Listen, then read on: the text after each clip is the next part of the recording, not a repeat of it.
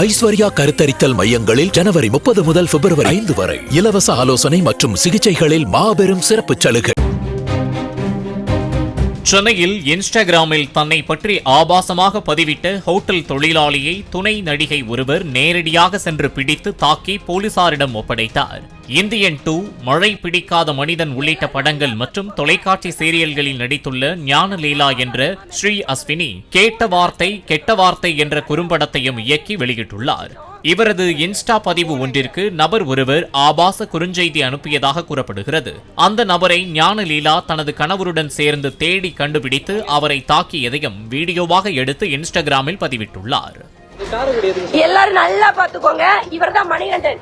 இன்ஸ்டாகிராம்ல ஆபாசமா மெசேஜ் பண்ணவரு. 3 நாளா தேடிட்டு இருக்கிறோம். இப்ப இங்க ஒரு கடையில ஒர்க் பண்றாரு, புடிச்சிட்டோம்.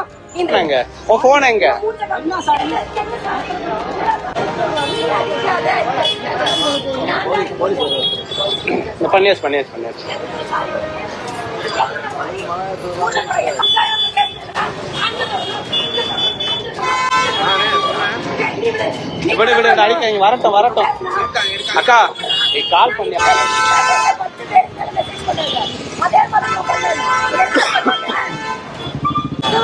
அடிக்கணும் போல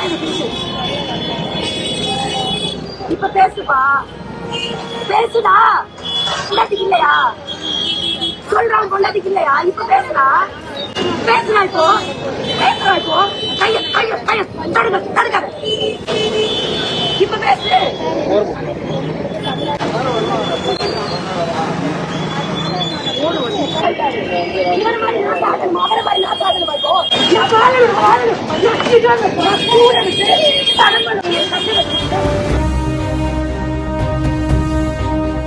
ஐஸ்வர்யா கருத்தரித்தல் மையங்களில் ஜனவரி 30 முதல் பிப்ரவரி 5 வரை இலவச ஆலோசனை மற்றும் சிகிச்சைகளில் மாபெரும் சிறப்பு சலுகை.